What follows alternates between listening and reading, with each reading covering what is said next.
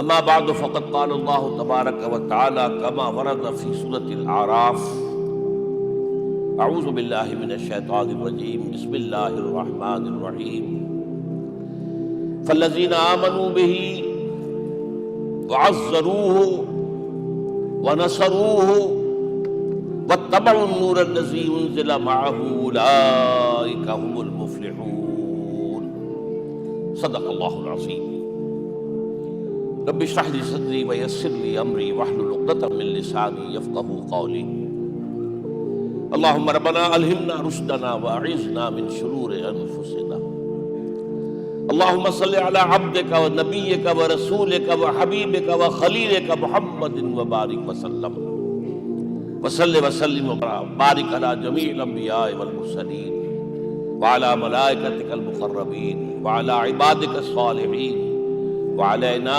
معہم یا ارحم الراحمین آمین یا رب العالمین۔ محترم وائس چانسلر صاحب، اساتذہ کرام، عزیز طلباء و طالبات، السلام علیکم ورحمۃ اللہ وبرکاتہ۔ آج جو مجھے موضوع دیا گیا ہے اس کے لیے میں نے سورہ اعراف کی آیت نمبر 157 کا آخری ٹکڑا جو ہے وہ آپ کو سنایا ہے۔ اس کا ایک پس منظر ہے وہ جان لیجیے۔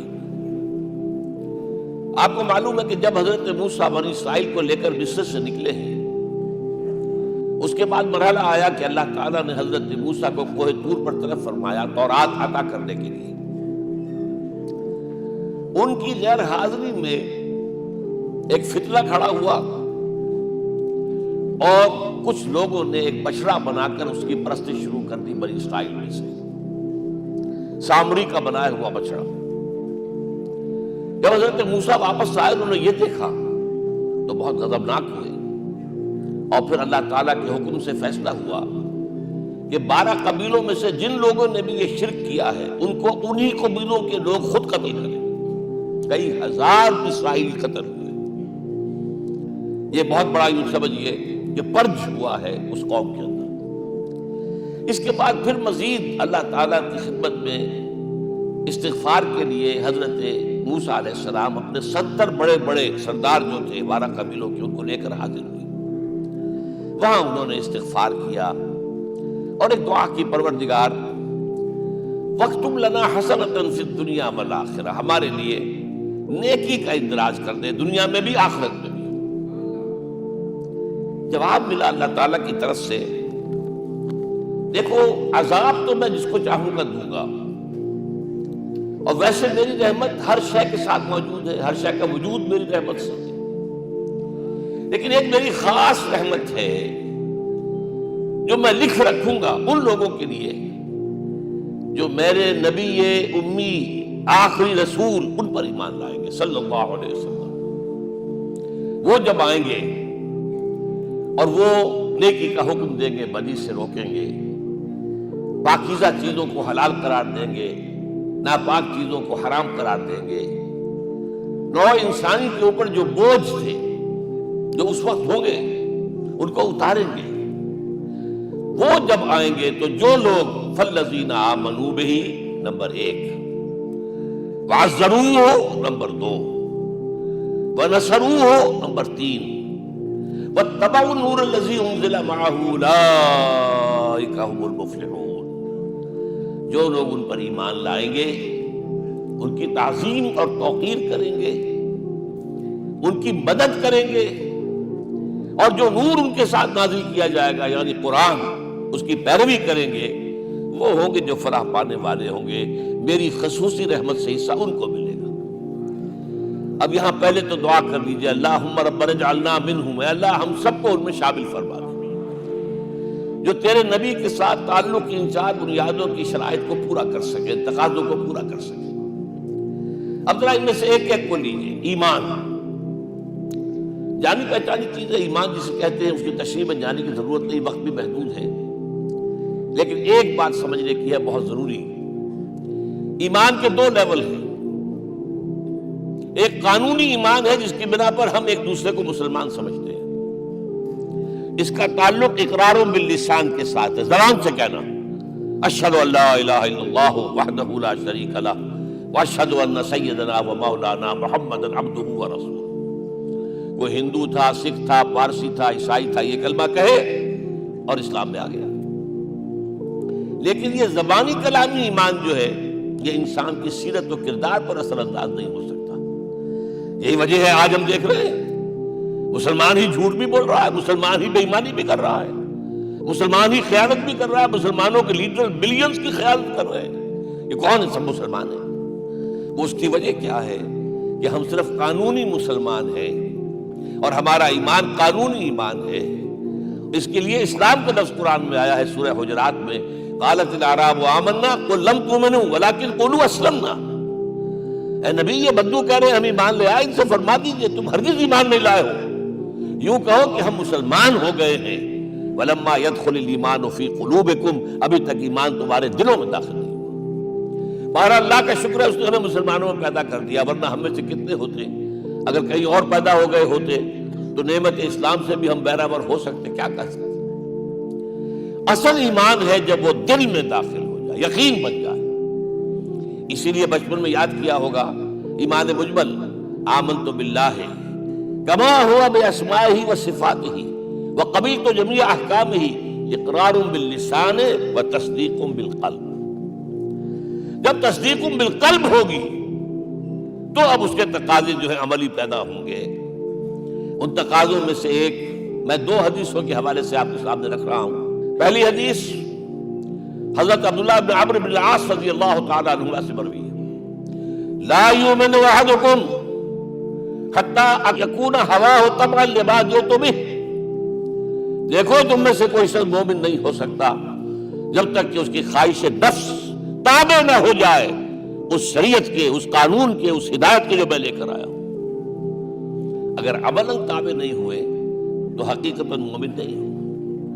دل میں جھانکو، do I really believe that Muhammad is the prophet of Allah? Do I really believe that Quran is the word of God? کبھی جھانکیے گا اندر، جواب ملے گا صحیح آپ کو. کیا کنوکشن ہے؟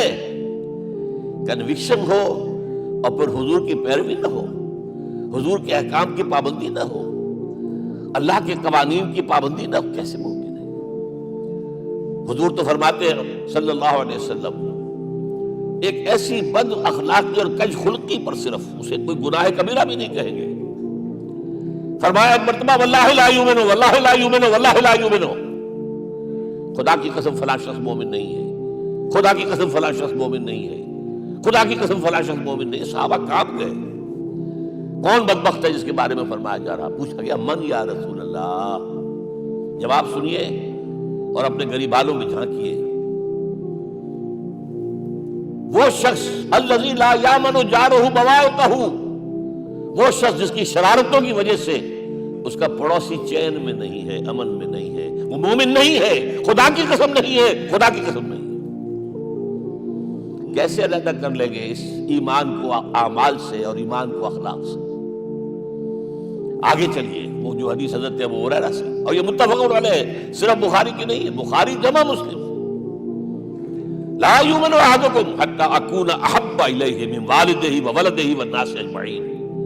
تم میں سے کوئی شخص مومن نہیں ہو سکتا جب تک کہ میں اسے محبوب تر نہ ہو جاؤں، اپنے باپ سے بھی، اپنے بیٹے سے بھی، اور تمام انسانوں سے. جھانک لیجئے دل میں صورتحال یہ ہے یا نہیں ہے. کیوں محبوب ہو جائیں؟ اس لیے کہ آپ کے ذریعے ہدایت ملی ہے، آپ کے ذریعے ہم اللہ سے جڑے ہیں. اور آپ کو معلوم ہے دنیا میں کوئی شاہ ہدایت نہیں، نعمت نہیں ہے جب تک کہ نعمت ہدایت نہ ہو. اگر صحت اچھی ہے، ہدایت نہیں ہے تو بدماشیاں کریں گے، کیا کریں گے؟ آپ کو معلوم ہے صحت اچھی جو ہے کہ جا کے کھپے گی. اگر ہدایت نہیں ہے، اگر دولت ہے، ہدایت نہیں، کیا کریں؟ گلچھرے اڑائیں گے، عیاشیاں کریں گے، لوگوں پر اپنی دولت کا روم کاٹیں گے. اولاد ہے، ہدایت نہیں ہے، یہ اولاد سہان روح بھی بن جائے گی کہیں آپ کے لیے. کوئی شے نعمت نہیں ہے جب تک کہ نعمت ہدایت نہ ہو. اور ہدایت ہمیں ملی محمد الرسول اللہ صلی اللہ علیہ وسلم کے ذریعے. تو آپ سے بڑھ کر محبوب کون ہوگا؟ اس کے ضمن میں ایک بڑا پیارا واقعہ آتا ہے. حضرت عمر سے پوچھتے ہیں حضور ایک مرتبہ، عمر تمہیں مجھ سے کتنی محبت ہے؟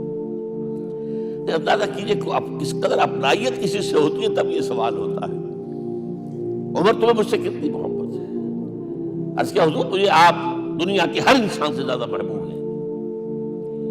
فرمایا اور اپنی جان سے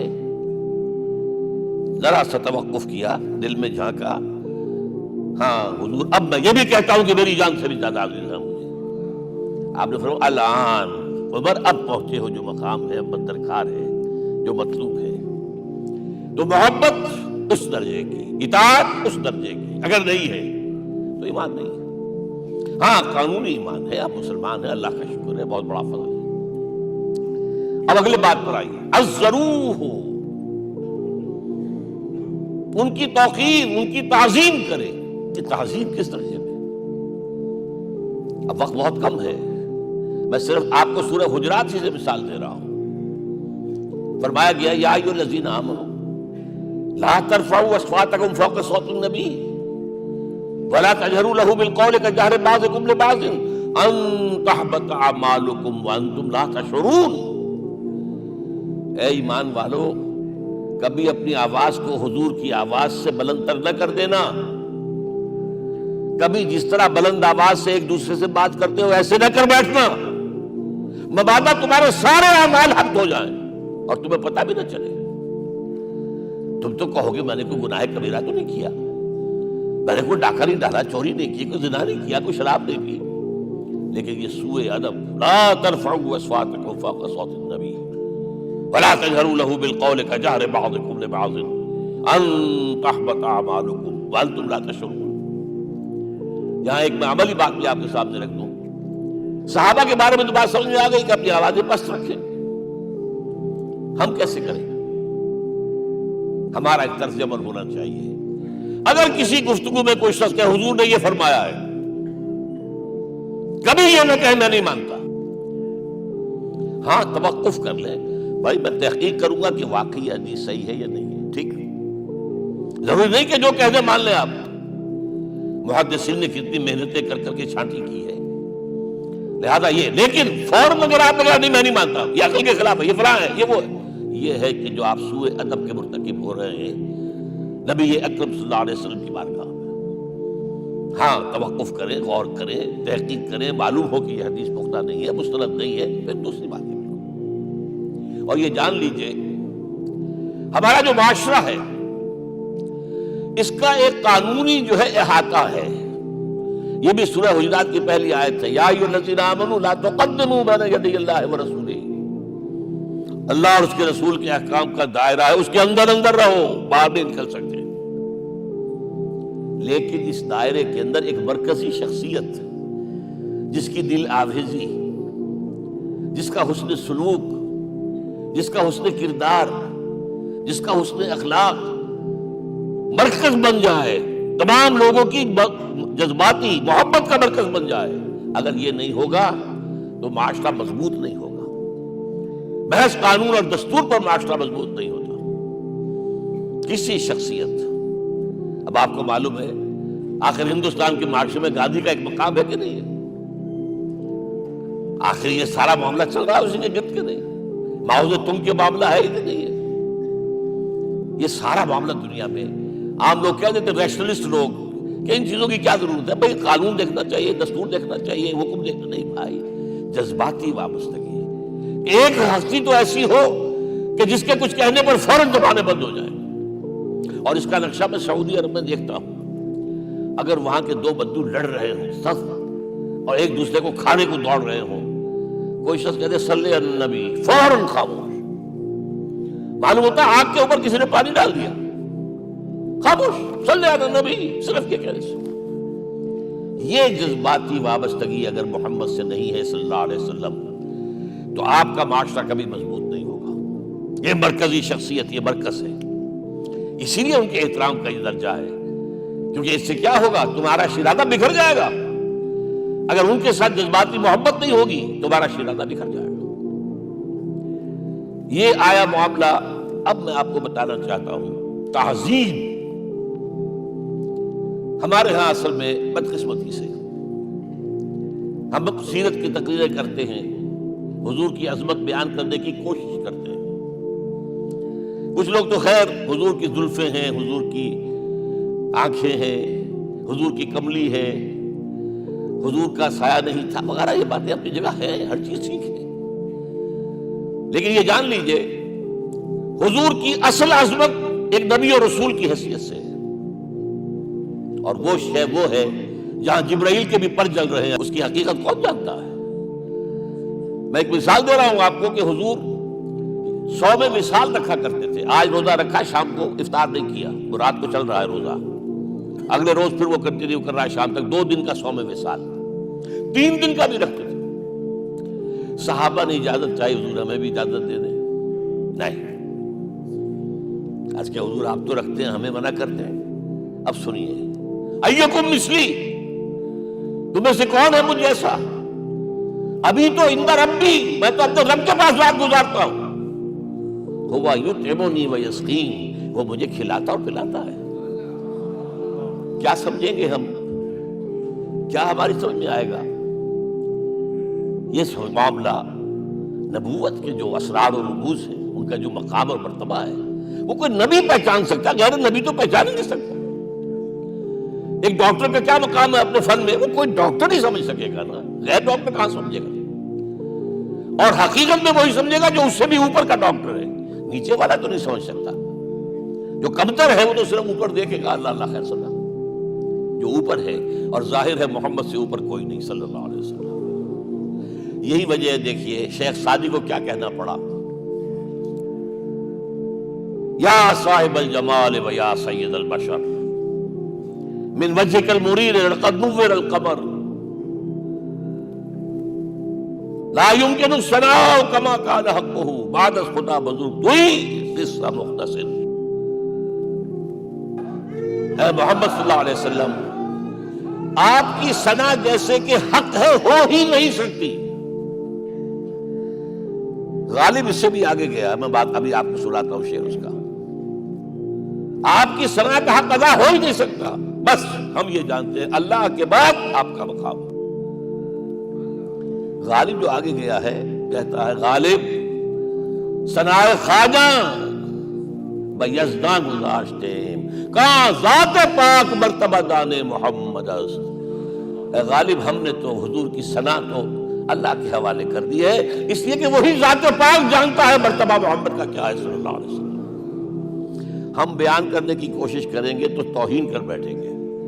ایک لطیفہ ہے، ایک بیچارہ کوئی دیہاتی کہیں پھنسا ہوا تھا کسی جگہ، تھکا ہوا چل رہا تھا، ڈپٹی کمشنر صاحب جا رہے تھے، کار میں بٹھا لیا. اب اس نے کہا، پتر تینوں اللہ پٹواری کرے. اب اس غریب کے جو ہے اس کے ذہن میں تو پٹواری سے اوپر تو کچھ ہے ہی نہیں.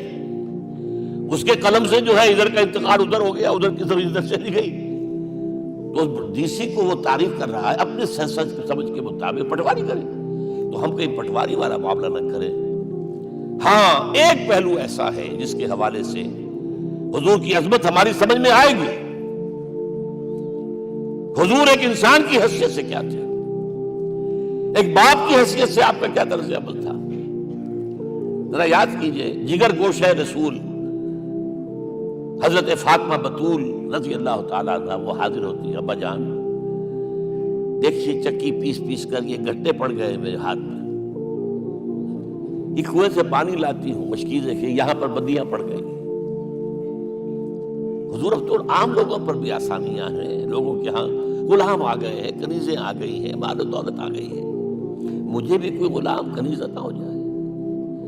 اور آپ کو معلوم ہے یہ لخت جگر، نور چشم، محمد کی سب سے پیاری بیٹی صلی اللہ علیہ وسلم، کوئی شک نہیں اس میں، فاطمہ، کیا بیتی ہوگی حضور کے قلب پر.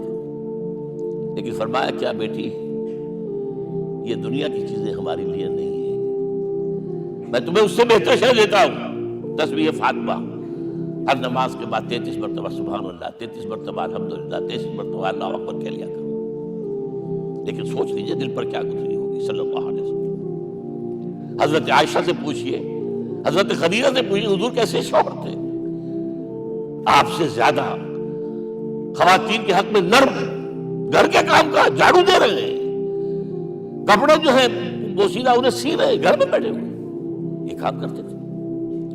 بہرحال ایک بات میں آپ سے عرض کروں، آپ انسان کی جس حیثیت کا بھی ذہن میں تصور کریں گے وہ ساری حیثیتیں محمد میں موجود ہیں صلی اللہ علیہ وسلم۔ محمد حاکم کی حیثیت سے بھی ہے، محمد سبع سالار کی حیثیت سے بھی ہے، محمد قاضی القضات بھی ہے، محمد ہیڈ آف دی اسٹیٹ بھی ہے، محمد بیویوں والے بھی ہیں، اولاد والے بھی ہیں، محمد پنج وقتہ امام بھی ہیں، جمعے کے خطیب بھی ہیں، مدرس قرآن بھی ہیں، مربی بھی ہیں، مزکی بھی ہیں، اور ہر میدان میں بلند ترین مقام۔ کوئی ایسی جامع شخصیت ملے گی؟ ہمارے ہاں تو حال یہ ہے کہ جو خطیب صاحب ہوتے ہیں وہ پنج وقتہ نماز کیسے پڑھا سکتے ہیں؟ ان کا تو اونچا مقام ہے۔ پنج وقتہ نماز کے لیے تو علیحدہ چاہیے امام آپ کو، اور وہاں بھی ایک امام سینئر ہوگا، وہ عشاء مغرب اور فجر پڑھائے گا، ایک جونیئر ہوگا بیچارہ، وہ جو خاموش نماز ہے وہ پڑھائے گا۔ پنج وقتہ نماز پڑھا رہے ہیں محمد صلی اللہ علیہ وسلم، اور خطیب بھی وہی ہے، مربی بھی وہی ہے، مزکی بھی وہی ہے۔ ہمارے ہاں جو لوگ تزکیہ نفس کے میدان میں ہیں وہ پھر جماعت کبھی نہیں کراتے، کبھی نہیں دیکھا ہوگا آپ نے کسی صاحب کو کراتے ہوئے۔ یہ جامعیت جو ہے، جامعیت کبریٰ۔ میں صرف ایک بات کہا کرتا ہوں، ایک اعتبار سے حضور کا اسوہ نامکمل ہے۔ آپ مجھے سوء ادب کا مرتکب نہ قرار دیں، اسوہ کیا ہے؟ عورت کے لیے اس کی اپنی نسوانی زندگی کے لیے اسوہ آپ میں نہیں ہے، آخر نصف انسانیت ہے، اسے بھی اسوہ چاہیے۔ یہ ہے جس کی وجہ سے حضور نے شادیاں کی ہیں زیادہ۔ خواتین کے لیے اسوہ حضور کے ازواج مطہرات ہیں، اور ان میں سب سے بڑھ کر جو بالکل یوں سمجھیے کہ آغاز کے اندر نوجوانی میں آ گئی ہیں حضور کی خدمت میں، نہایت ذہین و فتید، انہوں نے پھر عورت کی زندگی کے لیے حضور کا جو طرز عمل تھا وہ انہوں نے بیان کیا نا۔ اس لیے سورہ احزاب کے اندر اس کا تذکرہ ہے، جہاں یہ آتا ہے لقد کان لکم فی رسول اللہ اسوۃ حسنہ، وہیں پر یا نساء النبی لستن کاحد من النساء، اے نبی کی بیویوں تم عام عورتوں کے مانند نہیں ہو، تمہیں تو اسوہ بننا ہے امت کے لیے۔ اب اس سے اگلا قدم میں بڑھا رہا ہوں آگے، اور اس کے ساتھ جڑ جائے گی تیسری بات۔ تیسری بات کیا ہے؟ وَنَصَرُوهُ، اس کی مدد کریں صلی اللہ علیہ وسلم۔ پہلی بات تو یہ نوٹ کیجئے، حضور انتہائی غیور انسان تھے، انتہائی غیور۔ یہ کہا جاتا ہے کہ اگر حضور گھوڑے اس پر سوار ہوتے تھے اونٹ پر، اور آپ کا گھوڑا نیچے گر گیا تو آپ یہ کسی سے نہیں کہتے تھے کہ ذرا یہ میرا گھوڑا مجھے پکڑا دینا، یہ بھی گوارا نہیں تھا۔ آپ اونٹ بٹھا کر نیچے اتر کر اپنا گھوڑا خود اٹھا دیتے، کسی سے اپنے ذاتی کام کے لیے کوئی مدد مانگنا امکان ہی نہیں۔ بلکہ ایک واقعہ تو وہ ہے جب بھی میں تذکرہ کرتا ہوں میری آنکھوں میں آنسو آ جاتے ہیں۔ یہ ہجرت کے وقت کا واقعہ ہے۔ آپ کو معلوم ہے حضور نے تمام مسلمانوں کو مکے سے جانے کی اجازت دی، چلے جاؤ مدینے، چلے جاؤ مدینے، آپ خود تھے موجود، اس لیے کہ رسول اپنے مقام کو نہیں چھوڑ سکتا وداؤٹ ایکسپریس پرمیشن فرام اللہ سبحانہ و تعالی۔ اب حضرت ابو بکر پوچھ رہے ہیں حضور اجازت آ گئی؟ نہیں آئی، آ گئی نہیں آئی، دن گزر رہے ہیں۔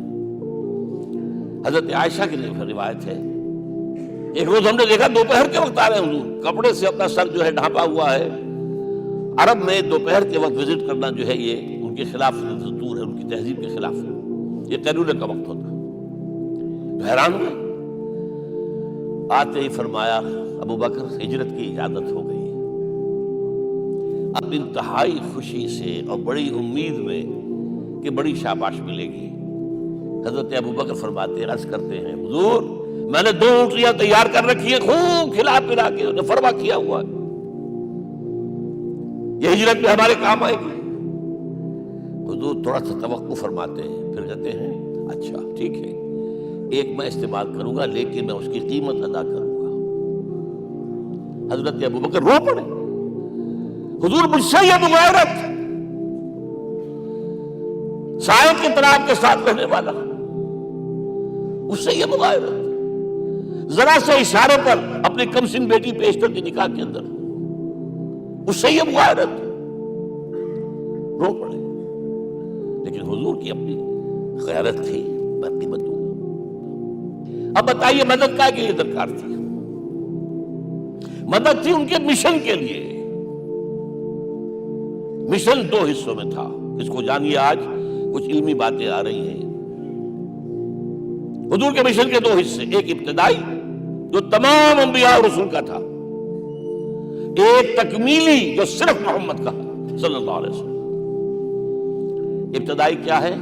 اللہ کی طرف دعوت، تبلیغ.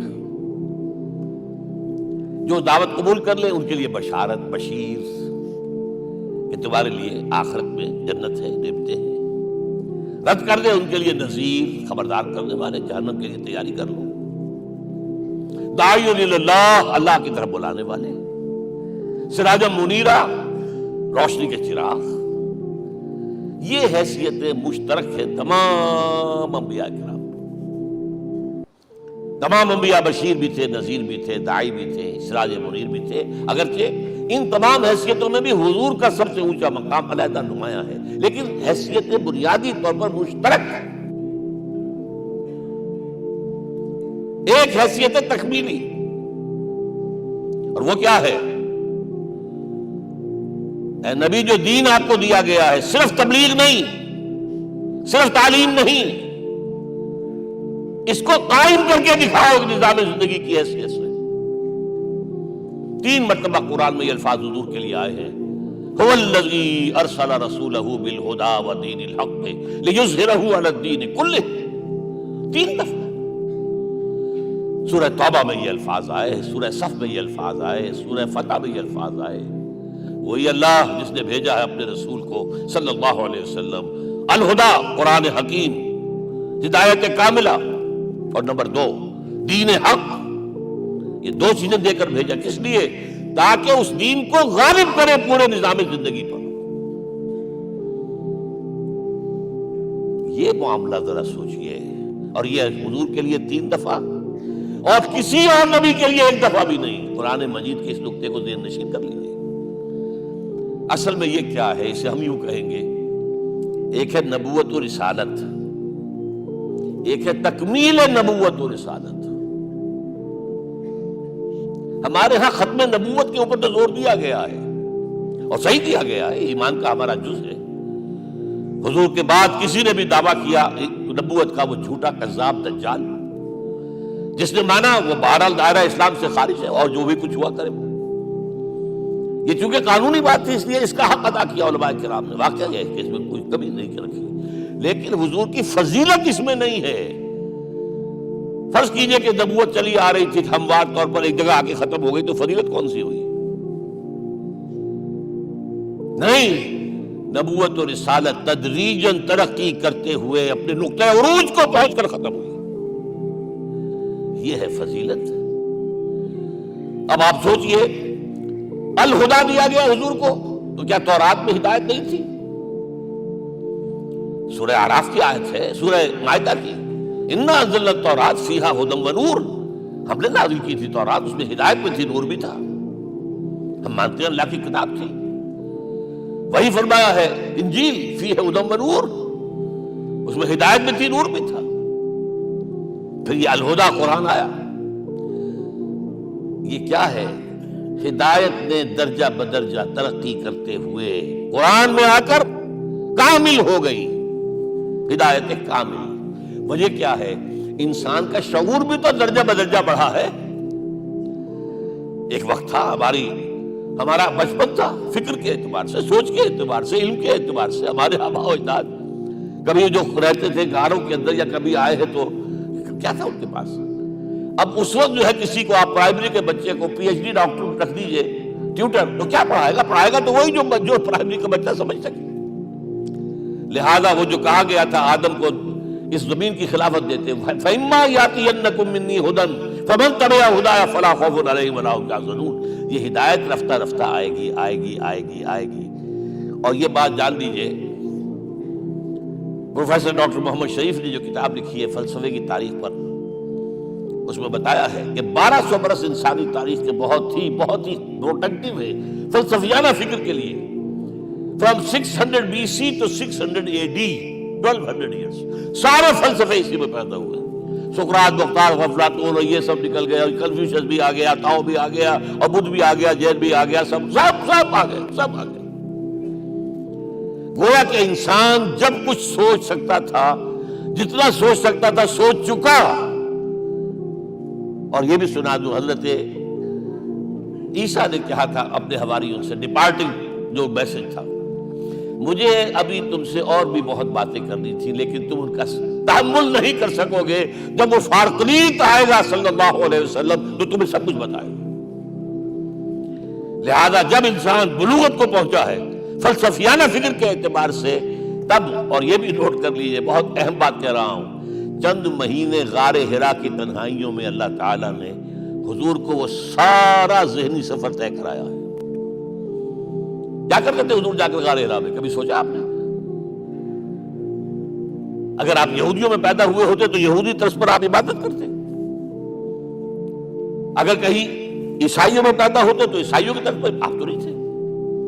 آپ تو پیدا وہ مشرکین میں شرک کرنے کا امکان ہی نہیں آپ کے لیے، تو کیا کرتے تھے؟ حدیث کے الفاظ یہ یتحنث فی، وہاں جا کر عبادت کرتے تھے. اب شارحین حدیث نے بہت عمدہ لکھا ہے، کان صفت تعبدہ فی غار حرا التفکر والاعتبار. غار حرا میں آپ کی عبادت فکر، غور و فکر، تفکر و اعتبار، جس کی میں تعبیر یہ کر رہا ہوں، جس کو کہا کبھی اکبر الآبادی نے، خدا کے کام دیکھو بات کیا ہے اور کیا پہلے. نظر آتا ہے مجھ کو بدر سے غار حرا پہلے. تم غار حرا کو نہیں جانتے. مصطفیٰ اندر حرا خلوت گزید، قوم آئین و حکومت آفرید.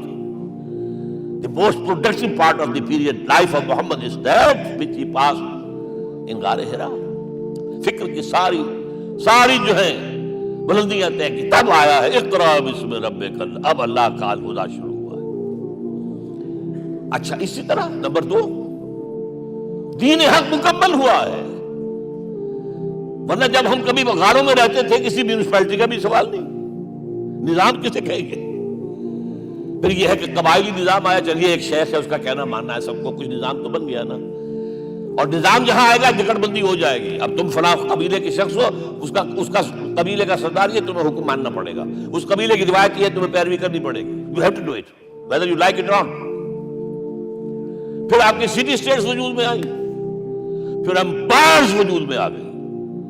400-500 برس سے رومن امپائر، 400-500 برس سے ایرانین امپائر عرب کے اوپر ایسے تھی جیسے افغان کے سر کے اوپر بہت بڑا جو ہے پگڑ رکھا ہوتا ہے.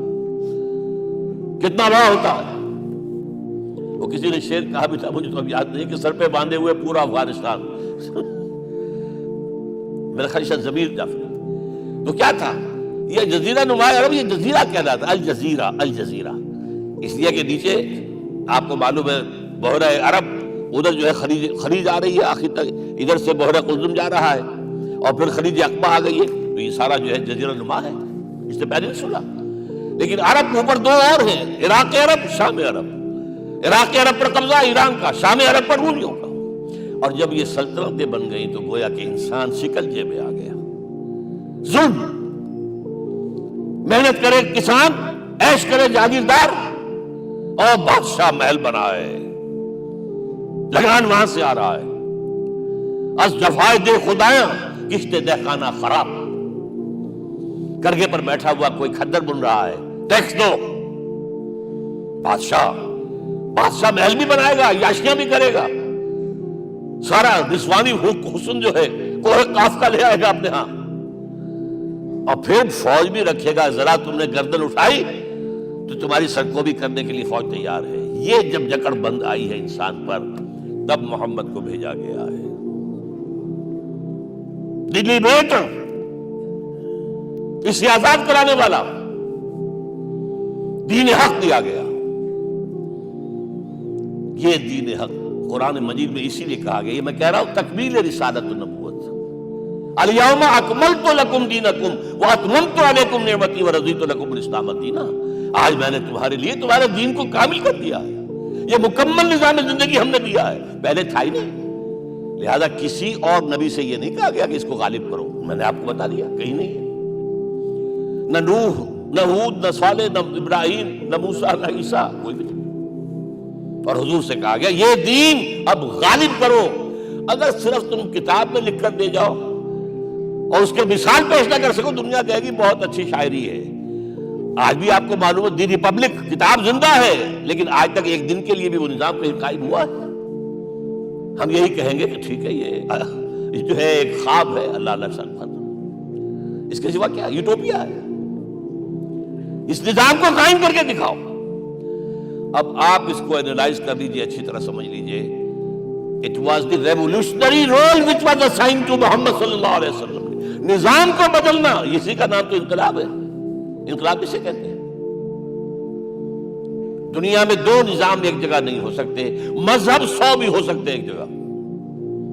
مذہب لمیٹڈ ہے، آپ کی ذاتی زندگی، آپ کے کچھ عقائد ہیں، کچھ عبادات ہیں، کچھ رسومات ہیں، کچھ سوشل رائٹس ہیں، یہ ہے بس۔ تو یہ تو 100 بھی they can coexist۔ امریکہ میں کتنے ہیں؟ مسلمان گئے مسجدیں بنا لی ہیں، ہندو گئے مندر بنا لیے ہیں، سکھ گئے ہیں ان کے گرودوارے بنے ہوئے ہیں، سلوتے یعنی یہودیوں کے اور عیسائیوں کے تو بے شمار ہے ہی ہے، لیکن ہے ہمہ مذہب۔ لیکن دین تو دو نہیں ہو سکتے، یا ڈیموکریسی ہوگی یا بادشاہت ہوگی، ایک تو دو تو نہیں ہو سکتے۔ یا کیپٹلزم ہوگا یا سوشلزم ہوگا، دو تو نہیں ہو سکتے۔ یا تھیوکریسی ہوگی یا ڈیموکریسی ہوگی، دو نہیں ہو سکتے۔ اور یہ بھی آپ کو معلوم ہے دنیا میں کہیں ویکیوم نہیں ہے نظام کے اعتبار سے، کبھی نہیں رہا ہے۔ ہر ایک نظام موجود ہے۔ آپ کوئی دوسرا نظام لانا چاہتے ہیں، پہلے اس کو جڑ سے اکھیڑنا پڑے گا۔ گفت رومی ہر بنائے کوہنا کا باداں کلند، تو نہ دانی اولاں تعمیراں ویراں کلند۔ رومی نے کہا ہے کہ دیکھو اگر کوئی نئی تعمیر تمہیں کرنی ہو تو تم جانتے نہیں ہو پہلے پرانی تعمیر کو گرانا پڑتا ہے۔ پہلے آپ نظام جڑ سے کھینچ کر پھینکیں گے باہر، تب نظام لائیں گے نا۔ اور یہ ظاہر بات ہے جو نظام بھی ہے اس کے ساتھ ویسٹڈ انٹرسٹ ہے، اس کے ساتھ پریولیج کلاسز ہیں۔ دے وانٹ اسٹیٹس کو، وہ کوئی تبدیلی نہیں ماننے کو تیار، کیونکہ اسی نظام کی شاخوں پر تو ان کے گھونسلے بنے ہوئے، وہیں سے تو مفادات ان کے وابستہ ہے۔ لہذا نظام جو ہے بدلنے کے لیے جانیں دینی پڑتی ہیں، خون بہانا پڑتا ہے، جان جوکھوں کا کام کرنا پڑتا ہے، اس کے بغیر نظام نہیں بدلتا۔ اور محمد کا رول صلی اللہ علیہ وسلم، یہ ہے وہ عظمت محمد کی جو انسان نے پہچانی ہے۔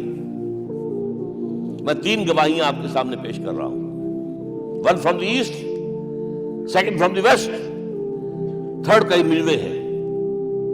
یہی لاہور 1920، یہاں ایک بریڈلا ہال ہوتا تھا، اس بریڈلا ہال میں ایم این رائے کی ایک تقریر۔ And who was M. N. Roy? Personal friend of Lenin, member of the Communist International. He knew what revolution is.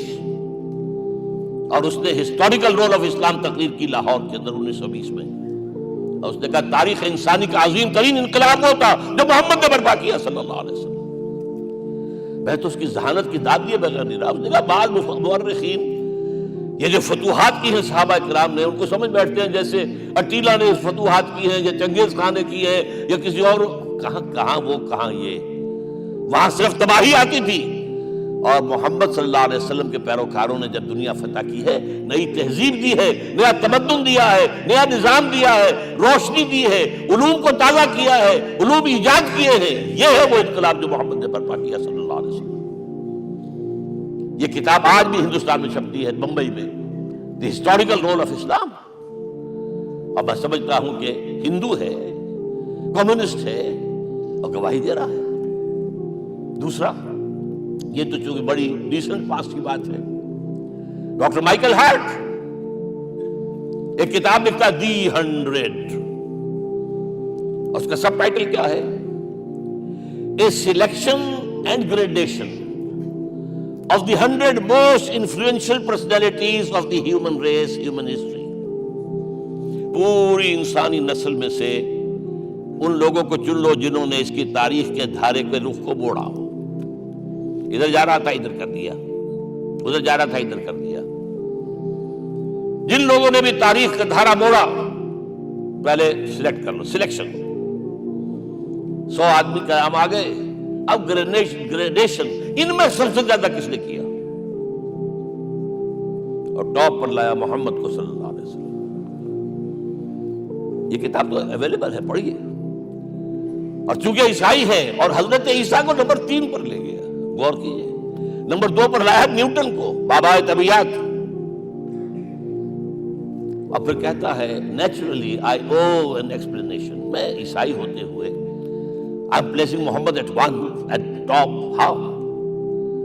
This is because, یہ لفظ یاد کیجئے، this is because he is the only person supremely successful in both the religious and secular fields. ذہانت، وہ زندگی جو آج تقسیم کر دی گئی ہے، یہ مذہبی زندگی ہے، یہ سیکولر ہے، یہ ریاست ہے، قانون ہے، یہ ہے، اور اس کو الگ رکھو بھائی، مذہب کو الگ رکھو۔ وہ کہتے ہیں کہ یا تو مجھے ملتا ہے کہ وہ آدمی جو ادھر اونچا ہے تو دوسری طرف نیچا ہے، کچھ بھی نہیں، ادھر اونچا ہے تو ادھر کچھ نہیں۔ روحانیت میں، دین میں، اخلاق میں عیسیٰ سے اوپر کون جائے گا؟ لیکن حکومت میں، ریاست میں کوئی قدم ہی نہیں رکھا، زیرو۔ مذہب کتنا بڑا پیدا کر دیا گوتم بدھ نے، لیکن ریاست، حکومت زیرو۔ اور بڑے سے بڑے جو ہے شہنشاہ اور بڑے سے بڑے کانکرس، کوئی چلا آیا ہے، آپ سوچئے جو گریک آ رہا ہے، جو سکندر اعظم کہاں سے چل کر مقدونیہ سے کہاں پہنچ گیا؟ بیاس تک۔ اٹیلا کہاں سے پہنچ گیا؟ مشرق سے مغرب تک۔ لیکن مذہب و اخلاق کے اندر زیرو نہیں بلکہ مائنس ویلیو لانی پڑے گی۔ ایک ہی انسان ہے، آپ کم سے کم give credit to his honesty۔ ایک ہی انسان، دو ہے ہی نہیں۔ He is the only person supremely successful in both the religious and the secular fields۔ اب آئیے تیسری میں گواہی دے رہا ہوں ایک ایسے شخص کی جو ویسے شاتم رسول ہے، گالیاں دی ہیں اس نے، بدترین گالیاں دی ہیں، رقیق حملے کیے، جیسے رشدی نے کیے ہیں، ایسے تسلیمہ نسرین نے کیے ہیں، سب اس طرح کے کیے ہیں۔ وہ ایچ جی ویلز ہے،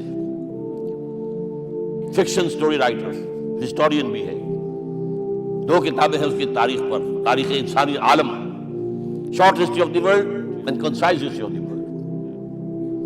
جو رقیق حملے کیے ہیں، میں اس کا ذکر اس لیے کر دیا کہ معلوم ہے وہ دشمن ہے، دوست نہیں ہے۔ اگر کسی کا دوست ہوگا تو تعریف کرے گا، وہ دشمن ہے، میں اسٹیبلش کرنا چاہتا ہوں، his enemy۔ اور عربی زبان کا ایک مقولہ یہ ہے کہ الفضل ما شہدت بہ الاعداء، فضیلت تو وہ ہوتی ہے جس کی گواہی دشمن دے۔ جب وہ آیا ہے concise history of the world میں، چیپٹر آخری حضور کا، جو حضور کے چیپٹر میں جو آخری بات خطبہ حجۃ الوداع کو کوٹ کیا ہے، لا فضل لعربی علی عجمی ولا لعجمی علی عربی ولا لأحمر علی اسود ولا لأسود علی احمر الا بالتقوی۔ کسی عرب کو کسی عجمی پر کوئی فضیلت نہیں، کسی عجمی کو کسی عرب پر کوئی فضیلت نہیں، کسی گولے کو کسی کالے پر کوئی فضیلت نہیں، اور کسی کالے کو کسی گورے پر کوئی فضیلت نہیں، ہاں تقوی کے ساتھ فضیلت ہے۔ اب ذرا میرا ایک ایک لفظ نوٹ کیجئے، کیا لکھتا ہے اس پر؟ Although the sermons of human freedom, fraternity and equality were said before also, and we find a lot of these sermons in Jesus of Nazareth، مسیح ناصری حضرت عیسیٰ علیہ السلام کے ہاں بھی واعظ تو ہمیں بہت ملتے ہیں، but it must be accepted that it was Muhammad صلی اللہ علیہ وسلم who for the first time in history established a society based on these principles۔ انسانی حریت، اخوت، مساوات، اس کے واسطے کہنے تو بہت آسان ہے، تقریریں کرنی تو بہت آسان ہے، لیکن ان ویلیوز کو باقاعدہ اسٹیبلش کرنا ایک سوسائٹی میں ماننا پڑتا ہے، یہ اسے دینا پڑا ہے کریڈٹ جو بھی ہے۔ لیکن ایک بات نوٹ کر لیں، مبادہ کہیں آپ میرے بارے میں سوء ظن ہو جائے، تازہ ایڈیشن جو اب اویلیبل ہے اس میں سے یہ نکال دیے گئے ہیں۔ آج کے جو ان کے ایڈیٹرز ہیں ان کے حلق سے نیچے نہیں اتر رہے، اتنی بڑی حقیقت۔ آپ پنجاب لائبریری یا پبلک لائبریری سے جا کے پرانا ایڈیشن لیجئے، concise history of the world کے اندر آپ کو یہ الفاظ مل جائے گے۔ Although the sermons of human fraternity, freedom and equality were said before also, and we have a lot of these sermons in Jesus of Nazareth, but it must be accepted that it was Muhammad sallallahu alaihi wasallam who for the first time in history established his society based on these principles. اب یہ جو mission میں نے آپ کے سامنے رکھا، ایک بنیادی مشن قرآن کی تبلیغ کرو، تبلیغ کرو، تبلیغ کرو، تبلیغ کرو. یا ایھا رسول بلغ ما انزل الیک من ربک وان لم تفعل فما بلغت رسالتہ. نمبر 2، جو دین حق دیا اسے غالب کرو، قائم کرو، نافذ کرو، اس کی مثال پیش کرو دنیا کے سامنے. ان دونوں میں مدد درکار تھی محمد الرسول اللہ. جیسے حضرت مسیح نے کہا تھا، وَإِذْ قَالَ عِيسَىٰ ابْنُ مَرْيَمَ لِلْحَوَارِيِّينَ مَنْ أَنصَارِي إِلَى اللَّهِ، کون ہے میرا مددگار اللہ کی راہ میں. جیسے کہ اللہ فرماتے سورہ حدید میں، بڑی پیاری آیت ہے، بڑی ریولوشنری آیت ہے، بلکہ میں لفظ استعمال، بڑی ننگی انقلابی آیت ہے قرآن مجید کی. اتنا صاف اللہ تعالیٰ ہی سچ بول سکتا ہے، کوئی اور تو ضرور کہیں نہ کہ اس کے اوپر کوئی کپڑا ڈال کے بات کرے گا. آیت نمبر 25 آف سورۃ الحدید، لقد ارسلنا رسلنا بالبینات، ہم نے اپنے رسولوں کو بھیجا واضح نشانیوں کے ساتھ، معجزات کے ساتھ. وانزلنا معهم الکتاب والمیزان، ان کے ساتھ کتاب اتاری، شریعت اتاری، میزان اتاری، نظام اتارا. لیقوم الناس بالقسط، تاکہ لوگ عدل پر قائم ہوں. اس لیے کتاب کیوں بھیجی، رسول کیوں بھیجے، نبی کیوں بھیجے، وحی کیوں بھیجی؟ تاکہ لوگ عدل پر قائم ہوں. یہ اس سے بڑی آیت کوئی ہوگی؟ عدل اجتماعی، سوشل جسٹس. اب اگلا ٹکڑا پڑھیے، وانزلنا الحدید، ہم نے لوہا بھی اتارا ہے، فیہ باس شدید، اس سے اسلحہ بنتا ہے، جنگی قوت ہے. وَلِيَعْلَمَ اللَّهُ مَن يَنصُرُهُ وَرُسُلَهُ بِالْغَیْبِ، اور اللہ دیکھ لینا چاہتا ہے کون ہے اس کے وفادار بندے جو لوہے کی طاقت کو ہاتھ میں لے کر اللہ اور اس کے رسول کی مدد کرتے ہیں. دین اللہ کا، اسے قائم کرنا اللہ کی مدد ہے، اسے قائم کرنا محمد کا فرض ہے، اس کے جد و جہد کرنا محمد کی مدد ہے صلی اللہ علیہ وسلم.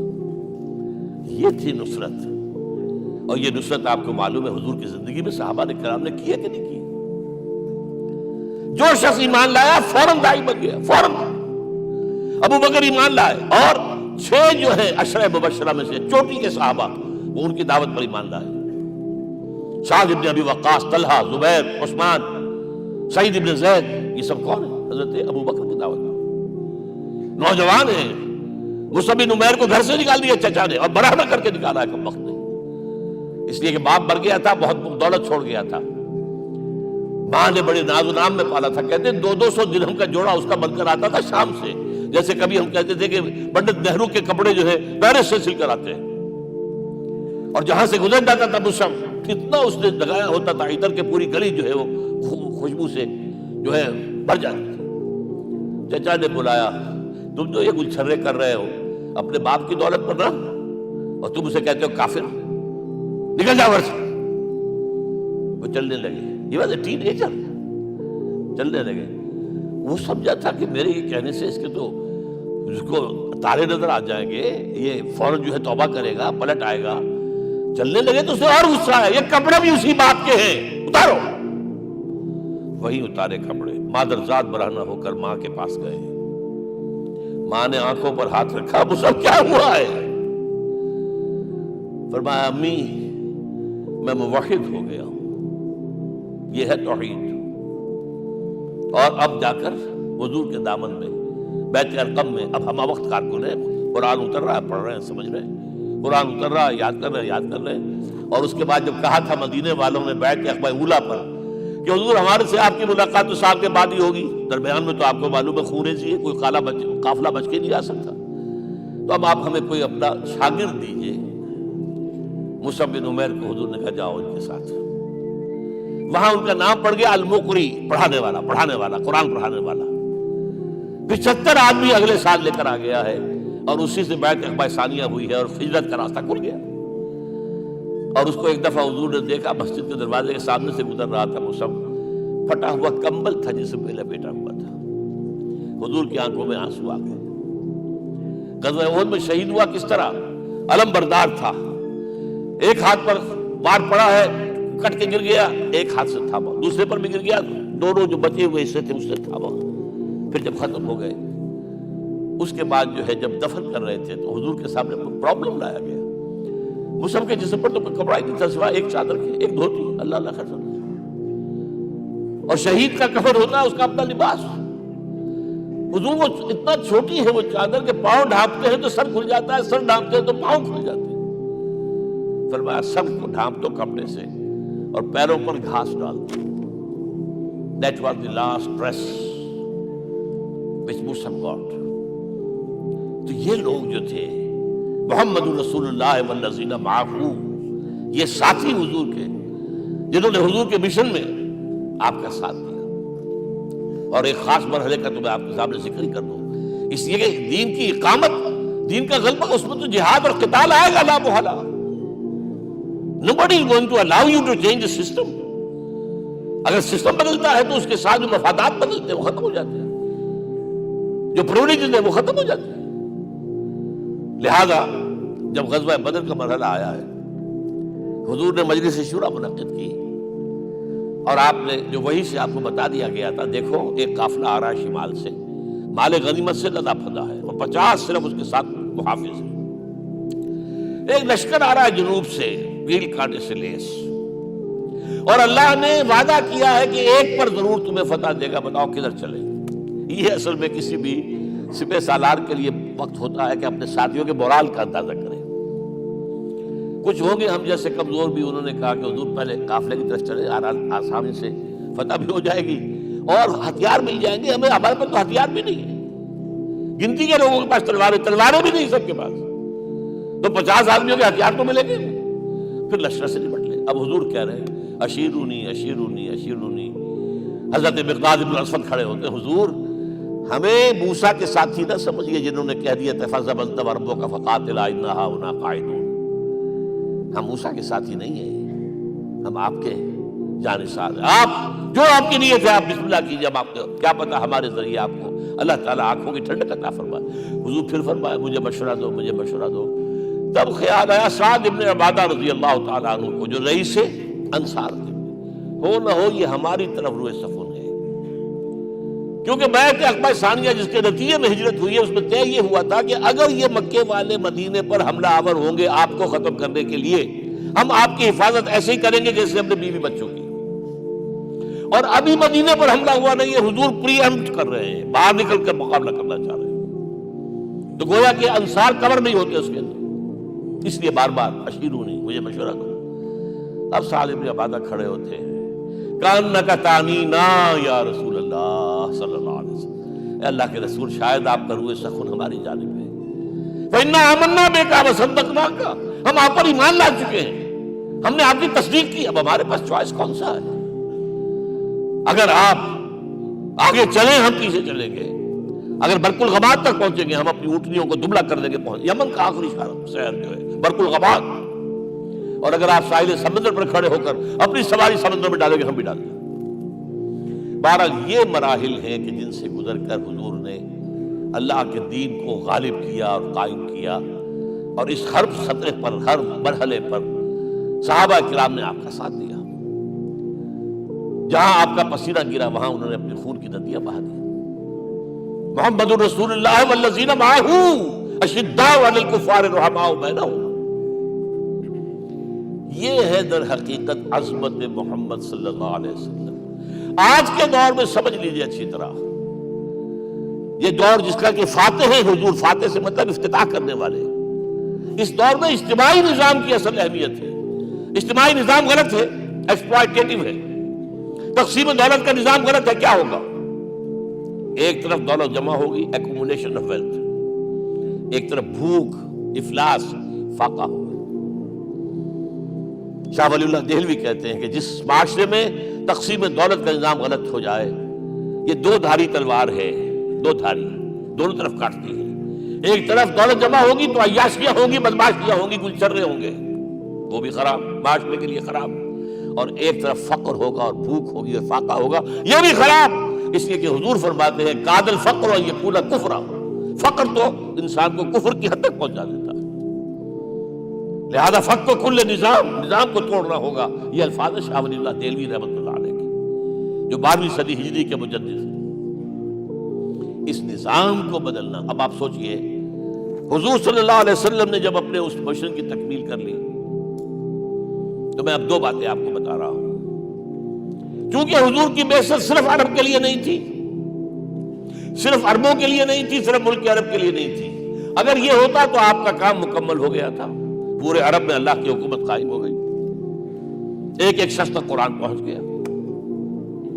لیکن 5 جگہ قرآن میں آیا ہے وَمَا أَرْسَلْنَاكَ إِلَّا كَافَّةً لِلنَّاسِ بَشِيرًا وَنَذِيرًا، ہم نے نہیں بھیجا آپ کو مگر تمام انسانوں کے لیے بشیر اور نذیر بنا کر۔ لہذا کام مکمل نہیں ہوا۔ اقبال کہتا ہے وقت فرصت ہے کہاں، کام ابھی باقی ہے، نور توحید کا اتمام ابھی باقی ہے۔ یہ بھی تکمیل رسالت کا مظہر ہے کہ حضور سے پہلے کوئی رسول پوری نوع انسانی کے لیے نہیں بھیجا گیا، آپ پہلے رسول ہیں اللہ کے اور آخری جو پوری نوع انسانی کے لیے بھیجے گئے۔ حضرت عیسیٰ نے بھی یہی کہا تھا اپنے حواریین سے، تو سینٹ پال نے اسے تبلیغی مذہب بنایا ہے۔ انجیل میں ابھی الفاظ موجود ہیں کہ I have been sent in search of the lost sheep of the house of Israel، میں تو اسرائیل کے گھرانے کی کھوئی ہوئی بھیڑوں کی تلاش میں بھیجا گیا ہوں، صرف بنی اسرائیل کے لیے۔ قرآن بھی کہتا ہے رسول اللہ بنی اسرائیل، واحد رسول ہیں جو پوری دنیا کے لیے بھیجے گئے۔ اچھا کہہ دینا تو آسان ہو گیا، اس کا مطلب کیا ہے؟ جب تک پوری دنیا پر اللہ کا دین غالب نہ ہو، محمد کا مقصد بعثت ہنوز شرمندہ تکمیل ہے، اور یہ ہوگا، اس کی خبر دی ہے۔ یہ ایک تحفہ میں لے کر آیا آپ کے لیے، 8 صفحے ہیں، لیکن یہ سمجھیے کہ یہ سونے کے حروف سے شاید لکھے ہوئے ہیں، وہ احادیث، وہ آیات جن میں حضور نے خبر دی ہے کہ پوری دنیا پر اللہ کا دین غالب ہوگا۔ ہو نہیں سکتا کہ دنیا ختم ہو جائے اور محمد کا مقصد بعثت ابھی مکمل نہ ہو، ناممکن۔ ان آیات کو پڑھیے، ان میں پھر احادیث پڑھیے۔ میں صرف 2 حدیثیں آپ کو سنا دوں۔ ایک میں حضور نے اپنے زمانے سے لے کر قیامت تک کے 5 ادوار گنائے ہیں، آپ پڑھ لیجیے گا، ٹیکسٹ ہے یہ، اور خدا کے لیے اس کی قدر کیجیے گا۔ یہ آیات ہیں، احادیث پھینک نہ دیجیے خدا کے لیے کہیں۔ اور اس کے اندر جو ہے اس وقت کے جو مایوسی کے اندھیارے ہمارے اوپر چھائے ہوئے ہیں، اس کا علاج ہے کہ نہیں، اور بھی دور فلک ہیں ابھی آنے والے، ناز اتنا نہ کریں ہم کو ستانے والے۔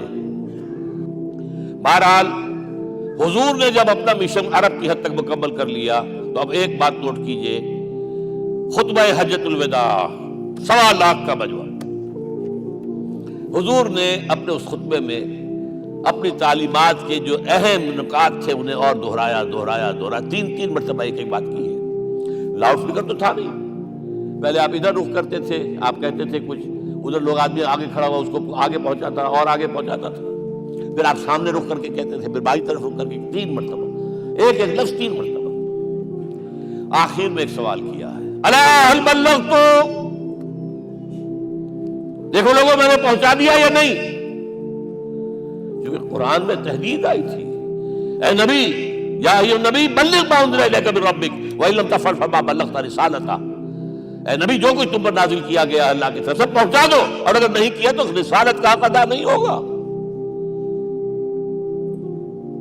اور اس میں سورہ اعراف کی آیت نمبر 6 اگر پڑھ لیں، فَلَنَسْأَلَنَّ الَّذِينَ أُرْسِلَ إِلَيْهِمْ وَلَنَسْأَلَنَّ الْمُرْسَلِينَ، ہم ان سے بھی پوچھیں گے جن کی طرف رسولوں کو بھیجا، اور رسولوں سے پوچھیں گے ہم نے تمہارے پاس اپنا پیغام پہنچایا تھا، تم نے پہنچایا کہ نہیں لوگوں کو؟ اس لیے حضور نے گواہی دی، الا هل بلغت، دیکھو میں نے پہنچا دیا کہ نہیں؟ اور جواب کیا ملا؟ انا نشهد انك قد بلغت رسالتہ وادیت الامانۃ ونصحت الامۃ وکشفت الغمۃ، ہم گواہ ہیں حضور آپ نے رسالت کا حق ادا کر دیا، امانت کا حق ادا کر دیا، ہماری خیر خواہی کا حق ادا کر دیا، اور گمراہی کے اندھیرے جو ہے انہیں چھانٹ کر رکھ دیا۔ اب آپ نے آسمان کی طرف نگاہ کی، انگشت شہادت سے وہی 3 مرتبہ، اللہم اشہد، اللہم اشہد، اللہم اشہد، اللہ تو نہیں گواہ ہے، یہ مان رہے ہیں۔ یہ ہے سائی آف ریلیف، یہ بوجھ جو میرے کندھے پر آیا تھا، انا سنلقی علیک قولا ثقیلا، یہ اب منتقل ہو گیا، اب امت کو منتقل ہوا۔ لہذا آخری لفظ کیا تھا؟ فَلْيُبَلِّغِ الشَّاهِدُ الْغَائِبَ. اب جو یہاں موجود ہیں ان کا فرض ہے کہ پہنچائیں ان کو جو یہاں نہیں ہے. میں صرف تمہارے لیے رسول نہیں ہوں، ایک ایک فرد نوع بشر کا دنیا میں جو اس وقت ہے، اور ایک ایک فرد نوع بشر جو آخر تک آئے گا قیامت تک، اس تک قرآن پہنچانا تمہارے ذمہ ہے. ہم نے نہیں پہنچایا، اسی لیے آج ہم اللہ کے عذاب میں ہیں. آج کیوں ذلیل کے کل تک نتی پسند گستاخی فرشتہ ہماری جناب میں 1.5 بلین مسلمان، لیکن عزت نام کی کوئی شے ہے؟ G7 G9 G11 G13 G15 کوئی مسلمان بھی ہے ان میں؟ نہ 3 میں نہ 13 میں، نہ G7 میں نہ G15 میں، نن. اتنی بڑی تعداد، سیکیورٹی کونسل میں کسی سیٹ کی امید ہے؟ آپ کے وسائل پر ان کا قبضہ ہے، آپ کی ٹیکسیشن کے احکام وہاں سے آ رہے ہیں. ریٹس بڑھاؤ، چینی کے اس کے بڑھاؤ، اور فلاں کے بڑھاؤ، اور بجلی کے بڑھاؤ، اور تیل کے بڑھاؤ. کیا ہو رہا ہے؟ کیوں دلیل ہے؟ اور نمبر 2، آج دنیا میں خون اگر بہ رہا ہے تو صرف مسلمان کا. ہو گیا مانند آب ارضا مسلمان کا لہو. 60 سال سے کشمیر اور فلسطین، پھر درمیان میں صومالیہ، چچنیا، کوسوو، یہ سب بوسنیا، پھر آپ کو معلوم ہے فلپائنس، پھر جو کچھ ہوا افغانستان میں، اور جو کچھ ہوا اب ہو رہا ہے، جو کچھ ہوا عراق میں. یہ کیوں ہے؟ We are criminals number 1. We have not done our duty.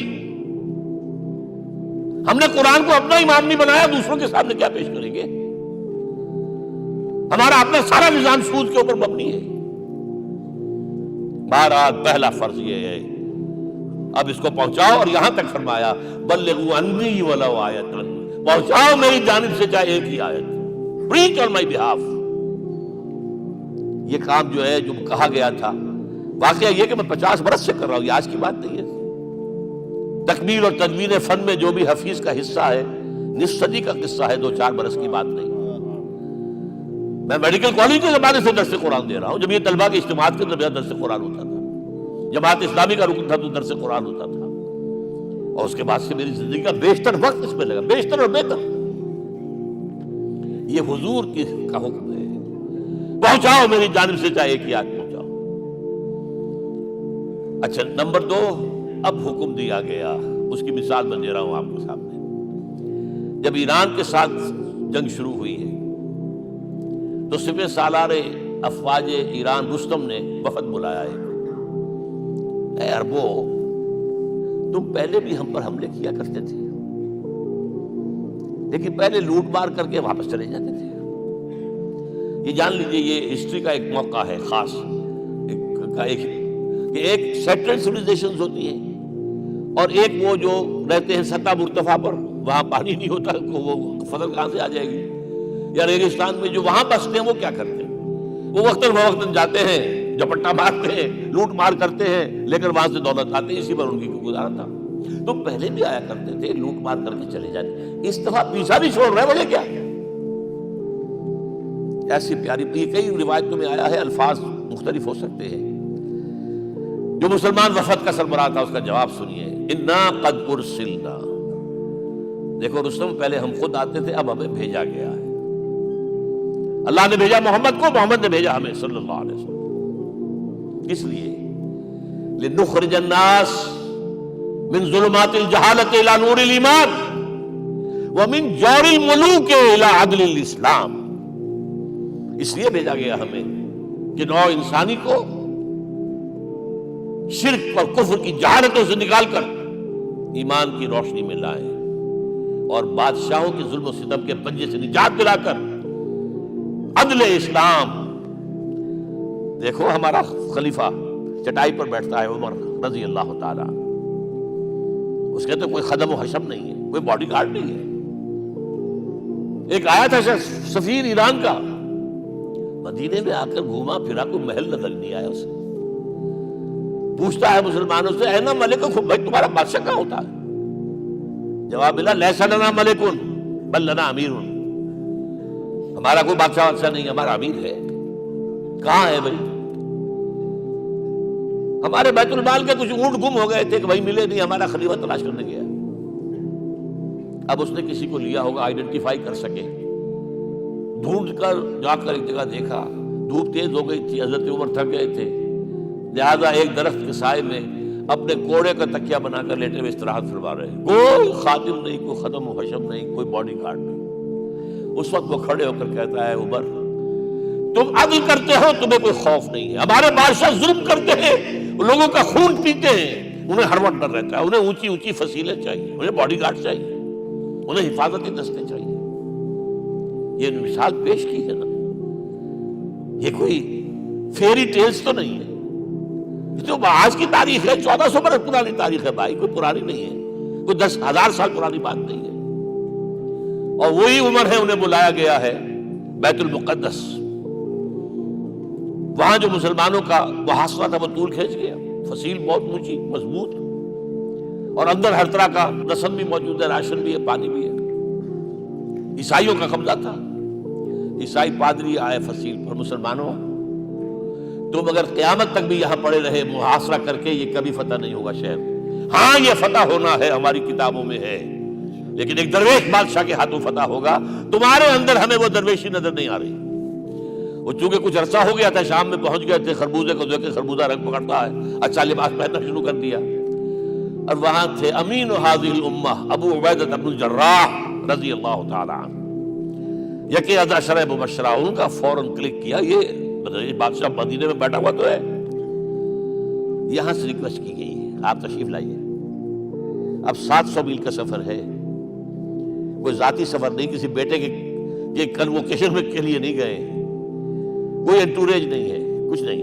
ایک اونٹ، ایک خادم، اور اسی اونٹ پر راستے کا راشن، لہذا ایک آدمی بیٹھ سکتا ہے.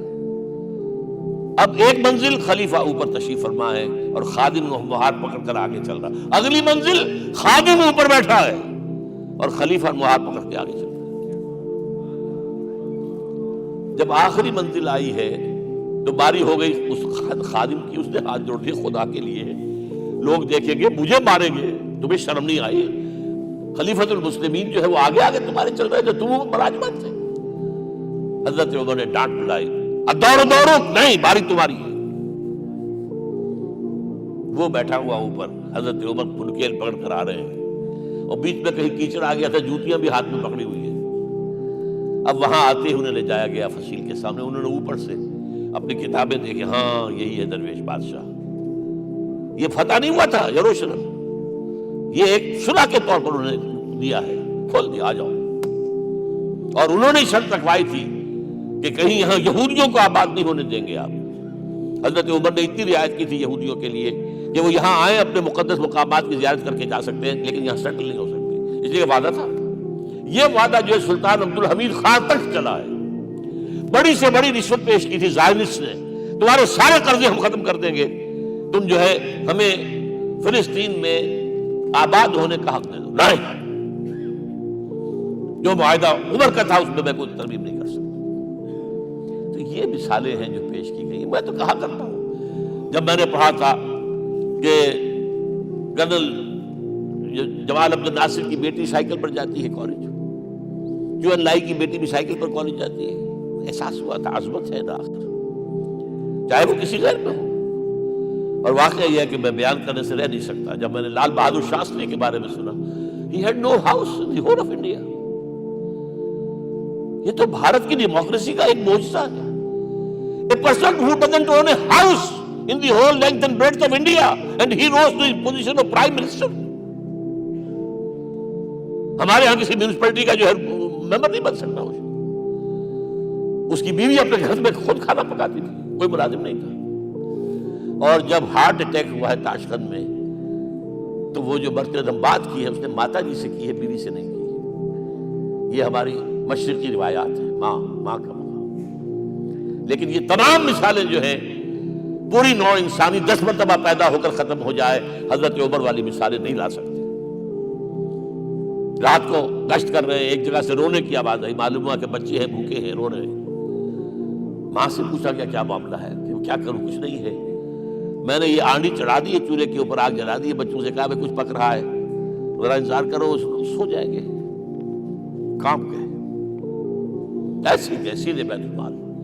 آٹے کی بوری اپنے غلام سے کہا میرے کندھے پر رکھو، پہلے چلتا ہوں. نہیں، قیامت کے دن تم میرا بوجھ نہیں اٹھا سکو گے. اپنے کندھے پر بوری رکھ کر لائے ہیں، کھانا پکوایا کھلایا بچوں کو. اب اگر حضور یہ کہیں کہ سید القوم خادم ہوں تو یہ حقیقت تھی کہ نہیں تھی؟ ورنہ اگر یہ مثال نہ آتے تو کہتے جی شاعری تو اچھی ہے، بہت اچھا شعر کہہ دیا، کوئی سردار بھی کبھی خادم ہوا ہے. اب یہ ہے کہ یہ نظام دنیا میں، بس آخری بات پہ میں آ گیا ہوں، یہ خوشخبریاں میں آپ کے ساتھ یہ تحفہ لے کر آیا. یہ پڑھیے کہ نظام دوبارہ آنا ہے. محمد کی پیشین کوئی غلط نہیں ہو سکتی، وہ صادق المصدوق صلی اللہ علیہ وسلم.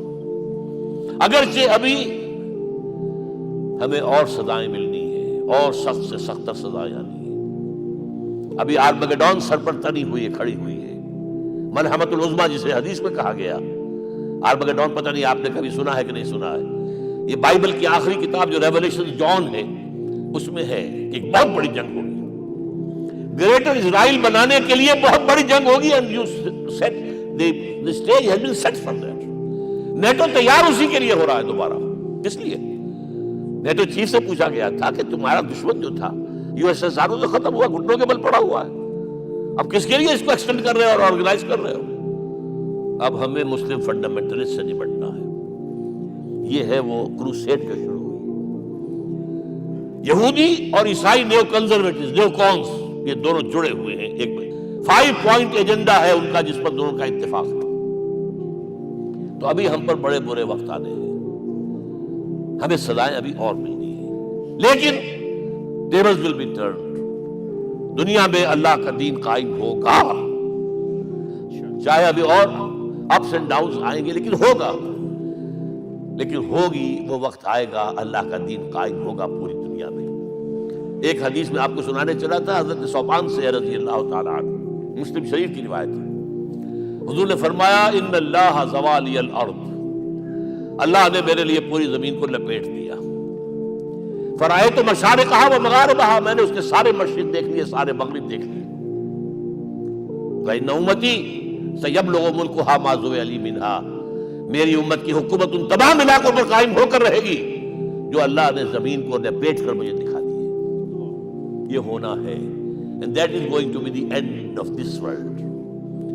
آرمگڈون بھی آ جائے گی، پہلے ملحمۃ العظمیٰ بھی آئے گا، سزائیں بھی ملے گی، بالآخر وہ ہوگا. لیکن آخری بات، میرے اور آپ کے لیے مسئلہ لمحہ فکریہ کیا ہے؟ میں اور آپ کہاں کھڑے ہیں؟ Are we on the side of Allah or on the side of America? بہرحال یہ تو جو اپس اینڈ ڈاؤن آنے ہیں. میرے اور آپ میں سے ہر شخص کے سوچنے کی بات یہ ہے، یہ تو انقلاب تو آئے گا، حضور کے ذریعے سے آیا. کچھ لوگ حضور کے ساتھی بن گئے، ان کی دنیا بن گئی، آخرت بن گئی. قیامت میں کے بعد جو کچھ ملنا ہے اللہ تعالیٰ روح و ریحان و جنت النعیم.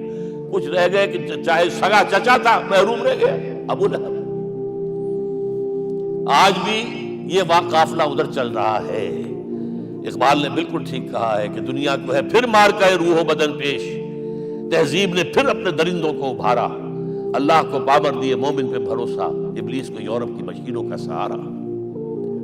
اور صحیح کہا ہے. آخری بات جو کہہ رہا ہوں، ایک نقطہ میرا رہ گیا ہے، وَاتَّبَعُوا النُّورَ الَّذِي أُنزِلَ مَعَهُ، چوتھی بات، اور یہ کہ وہ لوگ جو اس نور کا اتباع کریں گے کہ جو ان کے ساتھ نازل کے قرآن، اس لیے کہ قرآن ہی ذریعہ ہے، آلہ انقلاب ہے. قرآن انسانوں کو بدلتا ہے، افراد کو، افراد مل کر جماعت بن کر وہ جو انقلاب برپا کرتے ہیں. بٹ انڈیویجول چینج، اقبال کے الفاظ میں چوں بجا در رفت جہاں دیگر شود. یہ قرآن اگر کسی کے باطن میں اتر جاتا ہے تو اس کے اندر انقلاب آ جاتا ہے. He is a change person from within. وَاتَّبَعُوا النُّورَ الَّذِي أُنزِلَ مَعَهُ. لیکن آخری دور کے بارے میں چند اشعار سنا رہا ہوں. شب گریزاں ہوگی آخر جلوہ خورشید سے، یہ چمن معمور ہوگا نغمہ توحید سے، ہو کر رہے گا. اور پھر دلوں کو یاد آ جائے گا پیغام سجود، پھر جبیں خاک حرم سے آشنا ہو جائے گی. اور آنکھ جو کچھ دیکھتی ہے لب پہ آ سکتا نہیں. میں حیرت ہوں کہ دنیا کیا سے کیا ہو جائے.